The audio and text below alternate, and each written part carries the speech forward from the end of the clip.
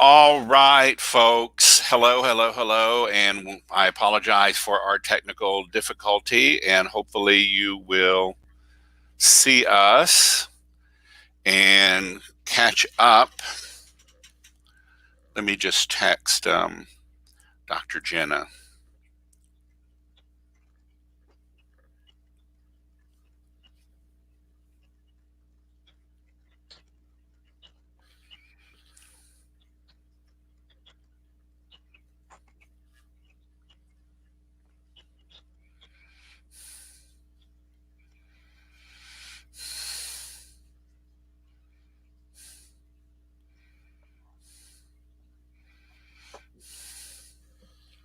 Okay, people can see us. Great. All right. Thank you. Thank you.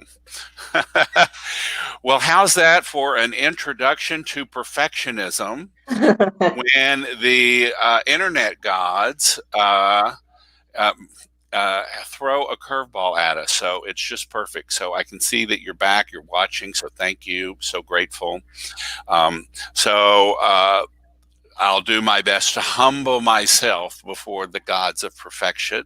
And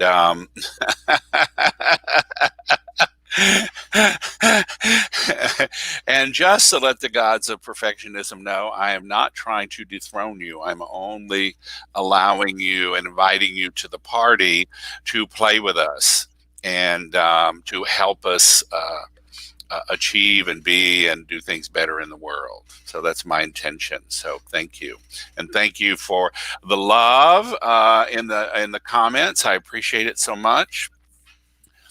So this is day 5, actually. Oh, so how's that perfection? Okay, so got the wrong number, session number here. You know, it's like, okay, it's a perfect storm here, people, and we're going to go with the flow.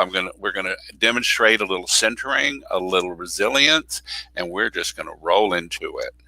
So I want to reintroduce Carolyn McGee, my fabulous friend from Massachusetts, who will be moving soon to North Carolina. Oh, excuse me, lovely weather. Isn't it lovely outside? So she's from Massachusetts. Okay. I'm just going to stop while I'm behind here. And I do want to reiterate that what we're doing in the 7-day challenge and tapping with the voices of resistance and really working with them is a sliver of what we do in evolutionary mystic meditation, where we really access the infinite, eternal, immortal parts of our soul, parts of our being, and then once we can shift into them and access them with intention and at will, then we channel and tap those infinite parts to heal the parts of us that are still wounded and hurt, and those parts of us that are still defending us, and that is the voices of resistance. So when I talk about perfectionism, it comes from a particular core wound to our psyche, to our soul. Psyche is the Greek word for soul. So when psychologists talk about our psyche, it really does trace back to the the the soul itself. And actually psychopathology translates to the suffering of the soul. And so perfectionism is a particular unique wound that many of us have experienced. And I define it as your value in the world, plus the love, affection, and approval that you need, and that often we crave, depends on how well we follow the rules and fulfill the roles in our life.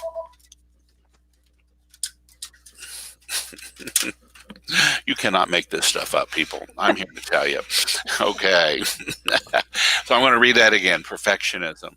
Your value in the world and the love, affection, and approval that you need depends on how well you follow the rules and fulfill the roles in your life. All rigid and external measures for success and belonging.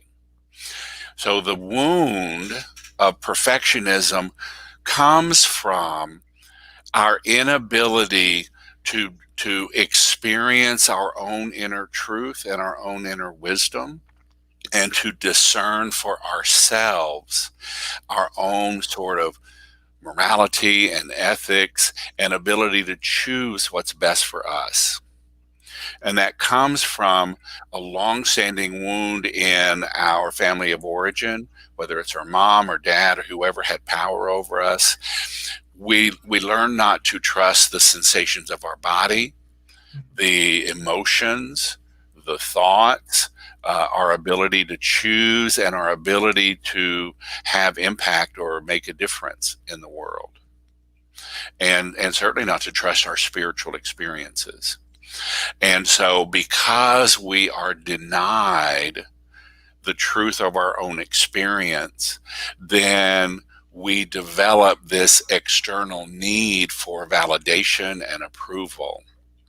And the perfectionism is the need that need is so rigid that if we break the rules, or if we do not inhabit the roles in our life, and by roles I mean that can be mother or father, it can be the good little girl, the bad little girl, the rebel, whatever role you choose for yourself. But it can also be your professional roles, your roles in your spiritual community, your faith community. There's a sense of that role defines who I am, and I have to play that perfectly. The suburban housewife, or the executive. Those are example of roles. And I just want to check in because this is a really important thing. So, Caroline, I just want to check in with you. Can you sense that role of perfectionism? Oh, absolutely. Yeah. And it's not as pervasive as it was, but I defined myself by my job description. So, and I really had problems because I couldn't complete things because I had to have it perfect. Mhm. So, deadlines were a challenge for me when I was at corporate. Right.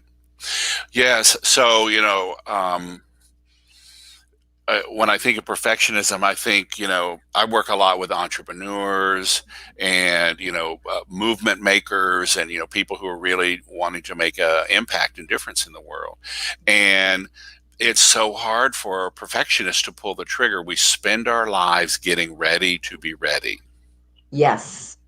Yeah. And it's like, oh, I need one more course, I need one more training, I need to study with one more teacher before I'm ready to step out and hang my shingle and declare myself as a unique individual. So this perfection, and we live on a spectrum of resistance. Depending on just. I always ask the question: how many of you were born to fully enlightened, fully embodied parents? Just raise your hand if you were. Enter into the comments if you were, or if you weren't. And I have asked that question of literally thousands of people. And I've only had one person raise her hand and say she was. And and she was sitting next to her mother and her stepfather in the audience. So I can't be sure that was a valid response because I know her mother and her stepfather quite well, actually. So, but the point is, our parents do the best that they can with us, whether that's consciously or unconsciously. And we're all stunted in some ways in our development. In that perfect balance between loving, compassionate boundaries and the ability to go off and explore and create unique individual personalities. So, what I want to say is that, some of us have little slivers of perfectionism that we can sort of go into a spiral of. And for some of us, perfectionism is a dominant persona. We live our lives as the perfectionist, living our roles externally in the world because we feel that if we aren't perfect, we will be judged, we will be rejected, we'll be abandoned, we'll be exiled, we can even be annihilated. So it's that incredible fear. So, How many of you recognize that sliver of perfectionism within you? Old friend, been Yeah, around a yeah, long, long time. Yeah, it's being able to recognize it makes it so much easier to move through it too. right. So we're going to look at perfectionism through the lens of our meditation commitment. Mhm. And I love what Kelly says. My sense of perfectionism is so sneaky. Oh, honey, resistance is so cunning and wily and baffling and just, you know, can be downright devious to distract us from the things that the voice of resistance believes puts us at risk. So, yeah. Um, and I want you to think in terms of we've been doing a lot of work and working with resistance. When we talk about procrastination, we talk about negativity, we talk about the perfectionism, all the different facets of resistance that we've worked with, they all get a bad name. And the thing that I want you to be clear about is they're all trying to help us, but they're trying to help us from very outdated belief systems and skill sets. And so part of this work is to begin to want to relax the grip, the clenching, the stranglehold some of these voices of resistance have on us. And so in the relaxing, then they can actually begin to mature and to grow. They can actually begin to up level their skill sets. And so what seemed like, the inner critic, can be so vicious sometimes. Say things to us that we would never ever dream of saying to a person in the world, but we say them to ourselves. And here, I'm going to throw you a curveball here. We tend to treat ourselves the way we were treated as children. So think about that. The way that we treat ourselves is the way we as children were treated. Now, oftentimes we'll amplify that, but that's unfortunately the truth for many of us. So, so I just want to reinforce that, you know, perfectionist is not bad. The inner critic is not bad. My job is not to annihilate the procrastination or negativity. Um, my job is to want to bring these into consciousness and then to help loosen the grip that they hold on us so that the other parts of us that are very wise and aware and conscious and committed to our soul's evolution, that they can all start to work together. I want you to think about it, they can all begin to work together. So the voices that I say live in the basement, our defense team, they're there to protect us and keep us safe, but they begin to distinguish between imminent danger and imagined or perceived danger. Mm. And so that we can, really take a stand. The first measure of a real mystic is standing my sacred ground with presence. Standing my sacred ground with presence. And all these voices of resistance are ways and techniques for keeping us from standing our sacred ground, for trusting our sacred ground, for knowing our sacred ground, for certainty. And in this moment, this is the place that I choose to be. So, okay, enough pontificating. We're ready to do some tapping here, people. Yes. Kelly says it's so hard as an entrepreneur to give ourselves deadlines when perfectionism is holding us back. I love that great metaphor for, oh, I love deadlines. I love the sound that they make as they whoosh by. You know, the perfectionist doesn't like that. So, okay, great. All right. So again, the lens of our meditation program, did we do it? First is the question is, did you meditate twice yesterday? And then were you able to do it from a joyful part, from a joyful presence? Buddy's getting restless over here. Woo, woo, woo, woo, woo. Thank you, universe. Thank you. Showing me all the places I'm really not perfect. I so appreciate it here. Buddy is my three-legged boxer dog, for those of you who don't actually know that. And Um, we rescued him in February from a very unfortunate situation, and he still needs a lot of love and care. So a little hyper aware of him. So, did you meditate twice yesterday? And then did you do it with a joyful heart? Did you do it with ease, or was there even that pressure of got to do it, got to do it? And if you didn't, what were the distractions? What were the distractions? So, and for me, this is just questions and it's just information. Like, Mhm. oh, okay, I did meditate yesterday and I did completely relax and at ease and joyful about it. Perfect. Great for you. You got the benefit of meditating and it helped amplify your day. And if you didn't, great. It's just information. It's showing you in a window of 7 days, where did I make a commitment and where did I allow myself to get distracted? So I love that. Georgia says yes and yes, and Nancy says no and no. Great. To both of you, I say great. Perfect. Um, because it's information. Mhm.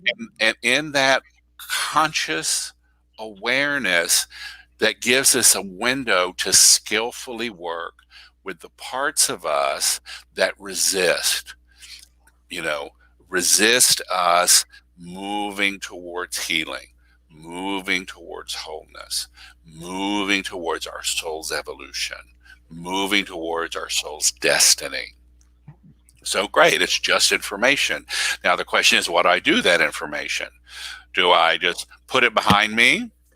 Or do I actually say, oh, okay, it's an opportunity to work? It's an opportunity to bring something into consciousness and allow myself a little more choice and a little more freedom. So, Carolyn and everybody listening, we're going to center. We're going to move into centering here. The sensation of touch, pressure, movement,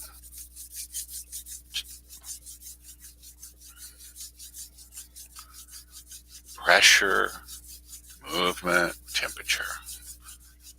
And now bring those thumbs to the navel and just now sense the pressure, palms on belly.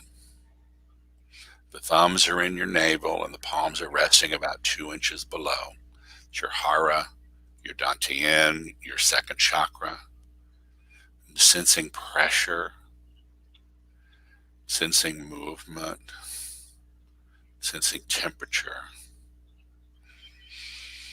And then a very simple Aikido centering exercise, leaning to one side, sensing those ribs yawning and coming back, recentering,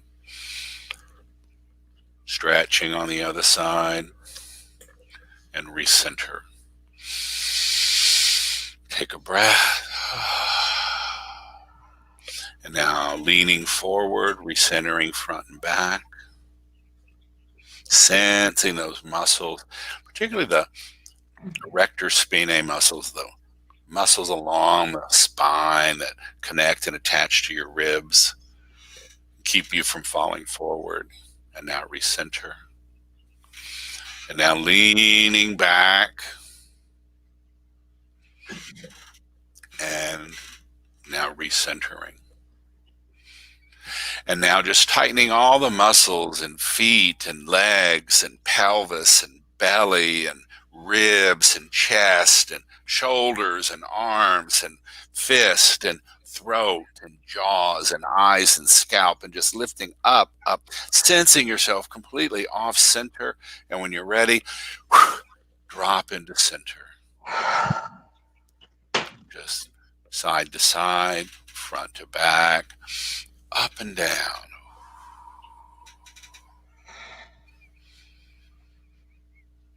And this is you experiencing your center.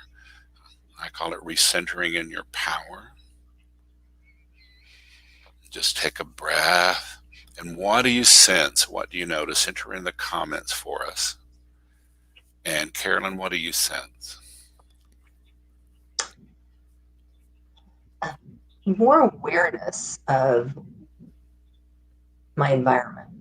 Hmm. Hmm. Yeah. I notice sort of with all the sort of things that have gone perfectly imperfectly in our podcast in the 20 minutes, 30 minutes here, I was noticing, oh, quality of my mind, that was sort of jumpy, Mm. like Mexican jumping beans, which is a little unusual for me. But after the recentering, it's like, okay, I'm back in my body, back Nice. in my body. Okay, great. All right. So I want you to think in terms of maybe in your meditation practice or maybe just something else from today that you can feel that perfectionist. Well, Georgia says more solid and present and expanded, beautiful. Kelly's like feeling the tension in my neck and back. Yeah, it's amazing when we sort of come to center and relax our awareness. So let's start to notice pain in the body. And so, Kelly, that'd be a great sense of as we go through the rest of our time today that we, um, just notice your neck and notice your back and if it shifts and changes. Okay, great. So Carolyn is going to be our partner here. So can you sense the sort of perfectionist within you who is telling you that you haven't done enough or you haven't done it right or there's more you should be doing? Hmm. Yes. And if you feel comfortable, would you share what the perfectionist is telling you haven't done well enough yet?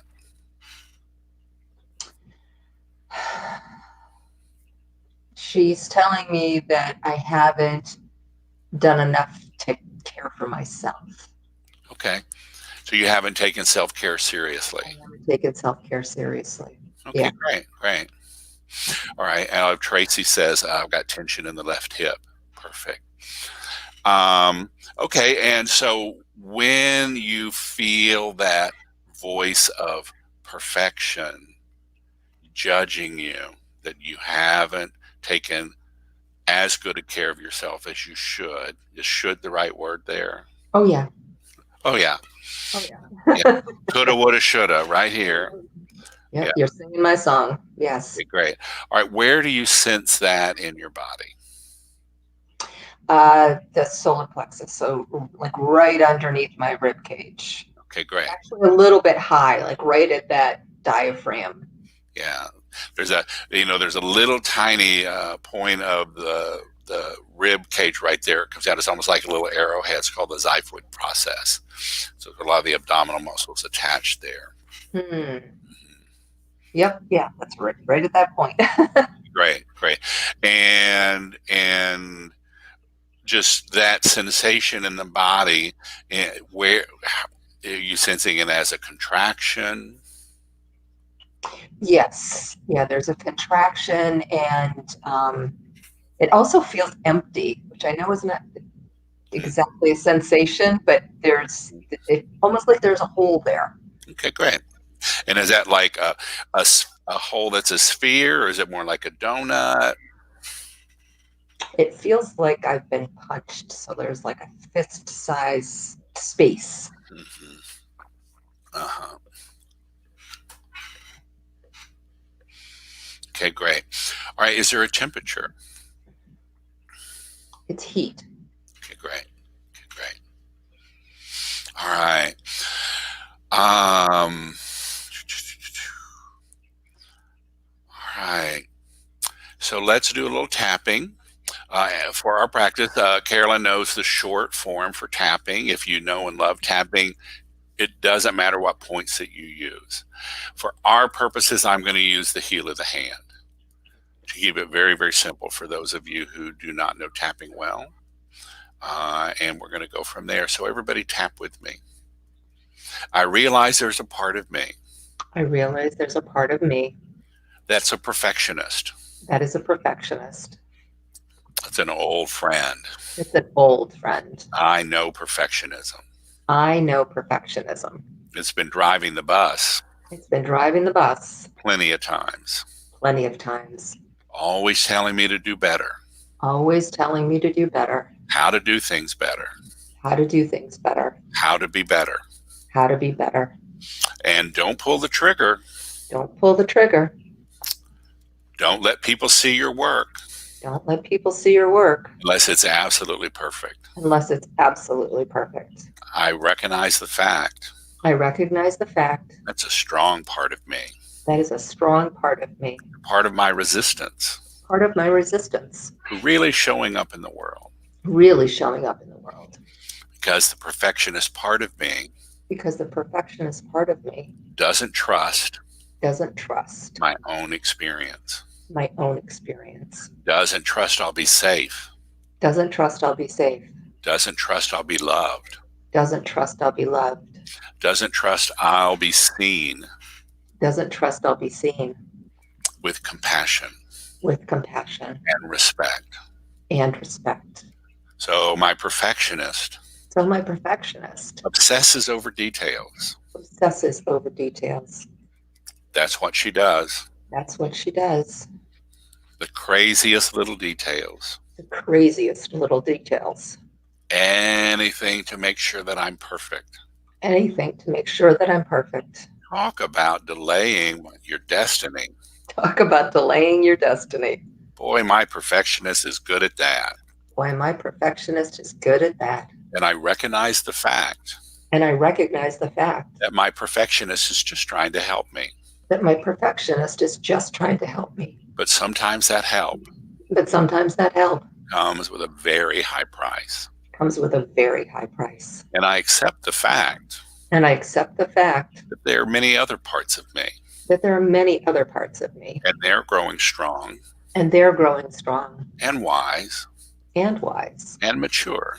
and mature. And they have up-leveled ways And they have up-leveled ways of keeping me safe of keeping me safe and getting my needs met and getting my needs met that are much more kind, that are much more kind, that actually support me, that actually support me, that help me that help me show up in the world.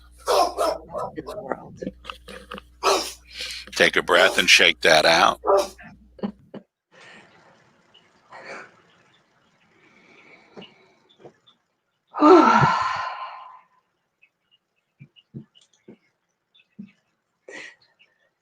We're getting all kinds of them here.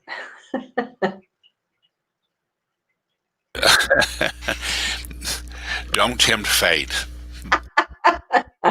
Don't. And yet here we are working with perfectionism. Yes, that is true. Yeah. So everyone just take a breath and let's just return to center after that, side to side, front and back.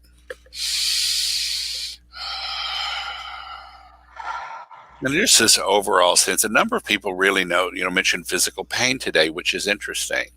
We've had a little bit of that all week long, but today's like, oh, I'm noticing a lot more, contraction in the armpits, in the hands, in the jaw, that tightness in the jaw, pain in the left hip, pain in the neck and back. So just now noticing what you sense in that openness after that first round of tapping.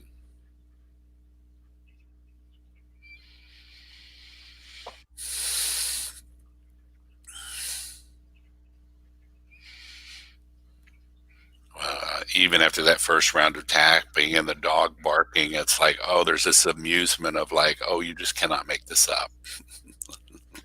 It's true. Yeah. Yeah, Kelly says, wow, lots of emotion coming through with that round.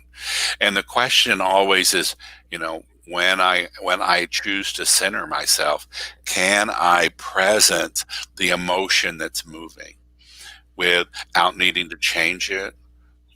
Just witness it, just like allow it to be. It's like, oh, there's that old adage, emotion is emotion, energy in motion. And our whole lives, we have tried to constrict and compress the movement of energy. So, the question is, from that place of center and presence and building on that center and presence, can I let that energy move and just witness it, hold it with compassion and just allow it to move with the breath? What are you sensing? What are you noticing? I am noticing more flow of energy in my body, and that space, or that in my diaphragm area, it it feels more solid, like not in a bad way, but more tangible, I guess. Like I Yeah, get the sensation is it's not empty. I don't know yeah. how else to Okay. describe it. So there was a sense of, oh, it was empty. There was this space, and oh, now there's sort of energy moving within some of that Yeah. space. Yeah, and the heat flush that was in there is cooling. It's I can still sense it, but it's not as hot. Yeah, yeah. Georgia says, I'm more back in my body, and I find the perfectionist drags me into my head. Absolutely. Particularly the judge and perfectionism, um, they exist very much in the left brain, in that cognitive part of us that really discerns, categorizes, chooses, that sort of thing. So, being in our perfectionist very much is being in our head and in the mental state. So, great, great notice there, Georgia. All right, great. Let's tap again. Oh, and Kai says, I also feel a lot of tension in a lot of areas. Hello, Kai, darling. Welcome. Willa says, energy moving through my upper body down towards the center, sharing and balancing. Beautiful, beautiful. Thank you. All right. I recognize the fact I recognize the fact a part of me wants to be perfect. a part of me wants to be perfect. Part of me always wants to get it right, A part of me always wants to get it right, needs to do it right. needs to do it right. I'll be loved if I get it right. I'll be loved if I get it right. I'll be loved if I do it perfectly. I'll be loved if I do it perfectly. Nobody will judge me. Nobody will judge me. Nobody will laugh at me. Nobody will laugh at me. Nobody will abandon me. Nobody will abandon me. Nobody will criticize me Nobody will criticize me if I'm just good enough, if I'm just good enough, if I'm just perfect enough. if I'm just perfect enough. And I realize the fact And I realize the fact that there are a lot of other parts of me. there are a lot of other parts of me. And I also accept the fact And I also accept the fact that people are going to judge, that people are going to judge. people are going to laugh, People are going to laugh. people are going to criticize, People are going to criticize. people are going to exile.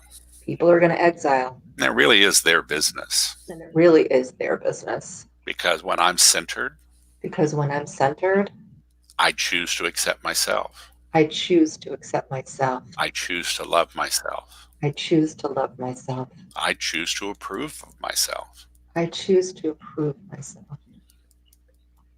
And most days, And most days, that's enough. that is enough. So the part of me that's perfect, The part of me that's perfect, that demands perfection, that demands perfection, craves perfection, craves perfection, is only a small part of me. is only a small part of me. It's an important part of me. It's an important part of me. There are parts of my success team They're parts of my success team that really want to do well in the world that really want to do well in the world, and show up well show up well, and create an experience for people. and create an experience for people. And that's a valid part of me too. And that's a valid part of me too. But it doesn't have to be perfect. But it doesn't have to be perfect. The rules don't have to be so rigid. The rules don't have to be so rigid. Perfectionism Perfectionism can be a harsh taskmaster. can be a harsh taskmaster. I realize the fact I realize the fact that there's a whole cast of characters inside of me. there's a whole cast of characters inside of me. Those that resist taking a safe risk, Those that resist taking a safe risk. those that just help me function and get through the day, Those that just function and help me function and get through the day. to live in a body, To live in a body. to have a heart, To have a heart. to have a mind, To have a mind. to choose consciously, To choose consciously. and to enjoy a spirit To enjoy a spirit living through a body. living through a body. And I realize the fact And I realize the fact that there are parts of me that want to thrive in this world. There are parts of me that want to thrive in this world. And as a soul having a human experience, And as a soul having a human I experience, realize that there are my soul parts I realize that there are my soul parts that open the portals to infinite stillness, that open the portals to infinite stillness, divine love, divine love, and ecstatic joy. and ecstatic joy. And they're all parts of me, And they're all part of me. equally valid, Equally valid, equally essential. equally essential. And I can at least be aware of them now And I can at least be aware of them now and hold them with a little bit of harmony and hold them with a little bit of harmony because I choose to be centered.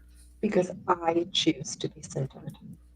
And I celebrate the perfectionist part of me, And I celebrate this perfectionist part of me, but I choose not to let it dominate me. but I choose not to let it dominate me. And everyone take a breath.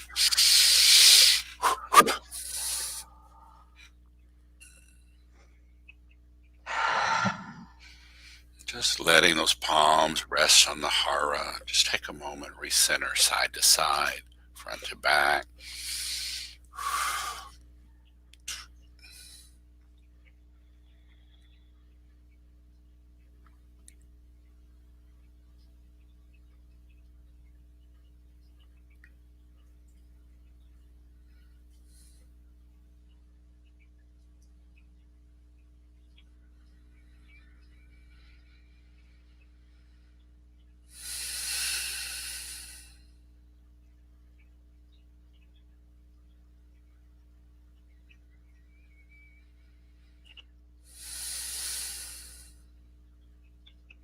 And what are you sensing? What are you noticing?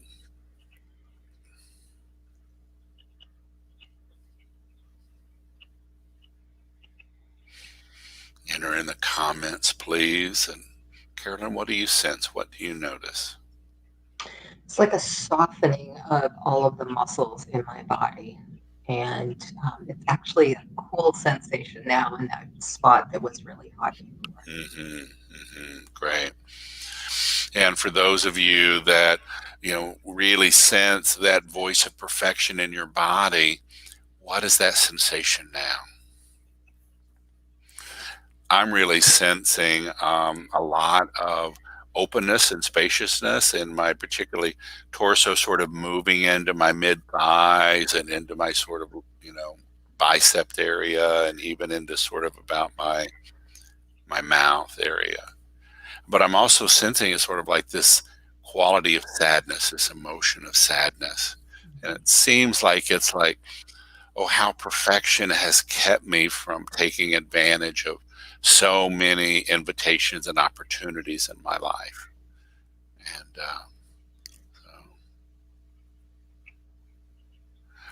Kelly says, a wave of emotion moved through, and now feeling still and clear headed. Tension is starting to release. Beautiful. Nancy says, more balance with freer energy flow. Kai says, opening up of the lower three chakras, expansion and softness. Yep, that's me. All right. Kelly says, yep, that's me. All right, great. All right. So let's do another round of tapping. I choose to acknowledge I choose to acknowledge my perfectionist. my perfectionist. It's been keeping me safe a long time, Been keeping me safe a long time. right? It helps me make sure that I show up in the world It helps me make sure that I show up in the world in a way that it thinks I'll be safe. in a way that it thinks I'll be safe. It also protects me from the world, It also protects me from the world, from other people, from other people, their judgments, their judgments, their emotions, their emotions, their behaviors. their behaviors. And so I try to be superior And so I try to be superior to this messy world, to this messy world, these messy people, these messy people, because the perfectionist wants me to do it right. because the perfectionist wants me to do it right. I should always do it better. I should always do it better. Should always do it faster. Should always do it faster. do it smarter, Do it smarter. and that way I'll And be that, superior. and that way I'll be superior. I'll be safe. I'll be safe. I'll be unimpeachable. I'll be unimpeachable. When I'm perfect, When I am perfect, who could question me? who could question me? Who could judge me? Who could judge me? But that perfection does come at a high price. That perfection does come at a high price. It's a lonely place to be. It is a lonely place to be. Perfection craves belonging Perfection craves belonging and intimacy and intimacy and trust. and trust. And the irony is, And the irony is, perfection drives that away, perfection drives that away, keeps me from the intimacy that I want and deserve. keeps me from the intimacy that I want and deserve. It keeps me from loving. It keeps me from loving. It keeps me from being loved. It keeps me from being loved. So I salute my perfectionism, So I salute my perfectionism, and I thank it for all the hard work, and I thank it for all the hard work. because it has worked diligently on my behalf. It has worked diligently on my behalf. But I also know But I also know I have other parts of me I have other parts of me that can do a great job that can do a great job and that do it good enough and that do it good enough with enough personal flair with enough personal flair to meet my standards to meet my standards without going overboard. without going overboard. And I realize that there are other parts of me, And I realize there are other parts of me, my healthy protector, my healthy protector, my wise protector, my wise protector, my enlightened protector, my enlightened protector, that can keep me safe. that can keep me safe. And then there's that battle goddess of compassion. And then there's that battle goddess of compassion. She is fierce compassion. She is fierce compassion. She helps keep me safe too. She helps keep me safe too. So I don't have to rely So I don't have to rely on outdated ways of being, on outdated ways of being, old ways of being perfect old ways of being perfect to succeed in this world to succeed in this world and be safe in this world. and be safe in this world.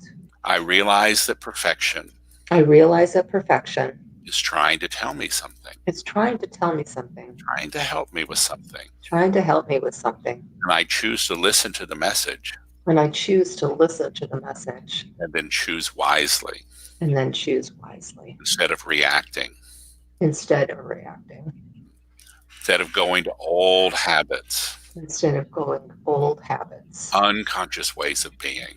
unconscious ways of being. That's the price of being conscious, That's the price of being conscious, taking safe risks, taking safe risks, tapping the other parts of me and tapping the other parts of me that are wise, that are wise. they're maturing and growing They're maturing and growing and learning new skills. and learning new skills. And they might be a little clumsy And they might be a little clumsy as they learn new skills, as they learn new skills. but that's the way of growth. But that's the way of growth. That is the way of healing. That is the way of healing. That is the way of wholeness. That is the way of wholeness. We all have to crawl We all have to crawl before we can stand, before we can stand, before we can walk, before we can walk, before we can run. before we can run. It's just the way we humans evolve. It's just the way we humans evolve. So I choose to trust my healing process. So I choose to trust my healing process. To all the voices of resistance, And all the voices of resistance, the army of voices of resistance the army of voices of resistance that seem so insurmountable. that seems so insurmountable. And yet I have a whole army And yet I have a whole army of other parts of me of other parts of me that choose compassion, that choose compassion, kindness, kindness, fierceness, fierceness, strength. and strength. And I can hold all the parts of me And I can hold all the parts of me with respect with respect and appreciation, and appreciation. because they've all helped me get to this moment. Because they all help me get to this moment. They will all help me live into my soul's purpose And they will all help me live into my soul's purpose and my soul's destiny. and my soul's destiny. We're all in this together. We're all in this together. We're all taking this journey together. We're all taking this journey together. Take a breath and shake that out.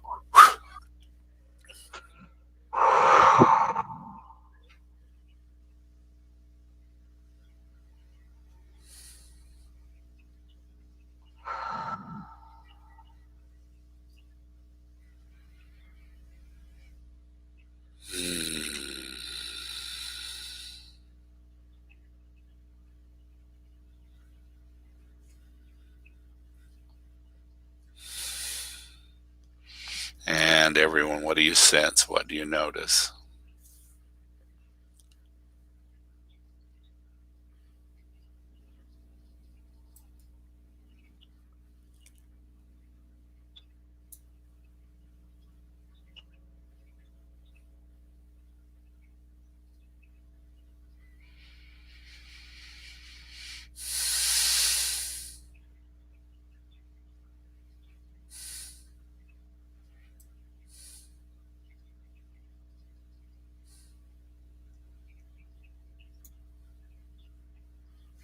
What do you sense? What do you notice?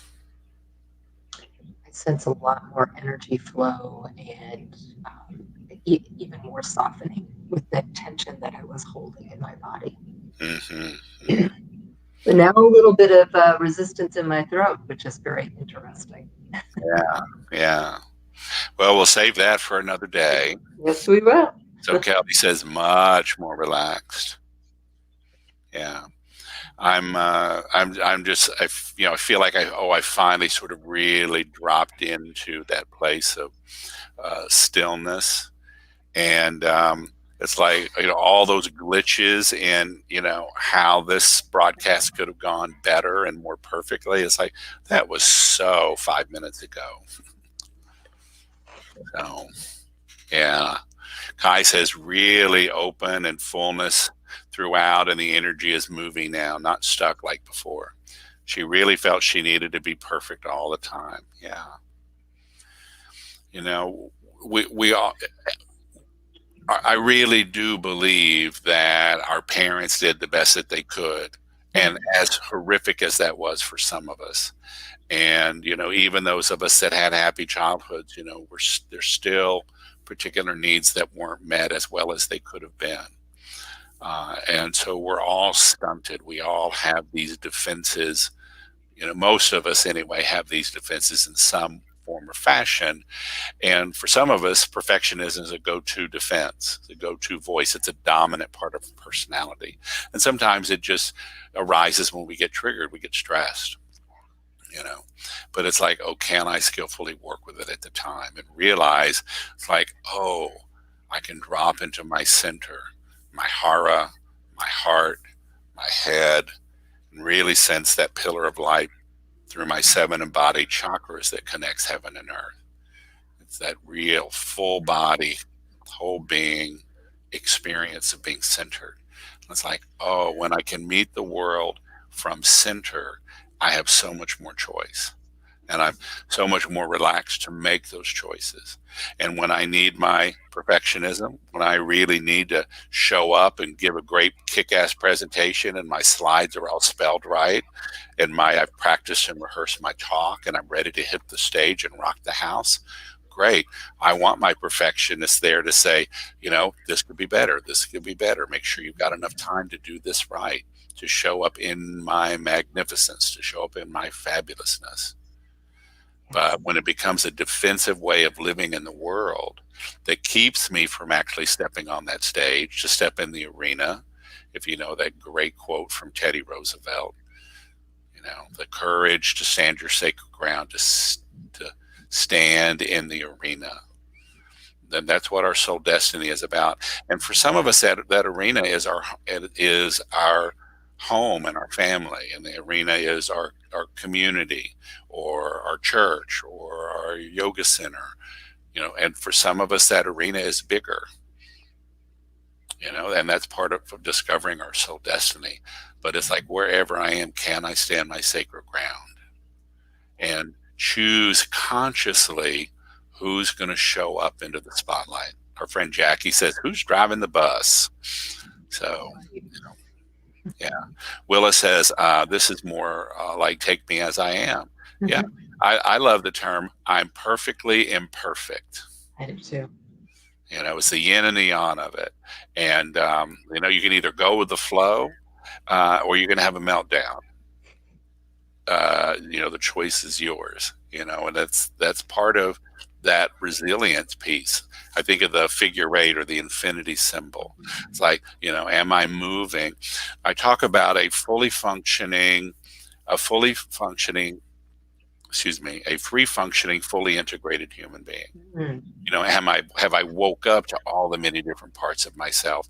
And then can I consciously choose which part needs to show up in the moment in the best way at the right time with the right skills to make sure that we are as present as possible. So, Willa says, I once read something like perfectionism has its place. For instance, I want my brain surgeon to be a perfectionist. Yes, ma'am. I want my brain surgeon not only to be a perfectionist, but to be a master, Mhm. to be a genuine master. And that comes from, respecting and understanding the consequences of each choice. Yes. Uh-huh. Cairo says, good one, everyone. I can't wait to show up in a new way with my perfectionist at my side, not pushing from behind. Beautiful. Mhm. All right. Well, hey, we're on the hour, and I realized we had a little, glitch in our giddy up here. And so we were all perfectly imperfect. I appreciate your generosity and your forgiveness. And so thank you so much for hanging in there with us today. So, everybody, we're signing off. Thank you so much. And we'll be with you tomorrow. I have yet to receive my inspiration on what we're tapping on, which facet of resistance, but I assure you there are plenty more voices of resistance to work with. So we'll see what comes up. All right. Bye. And Carolyn, thank you so much. You're welcome. All right.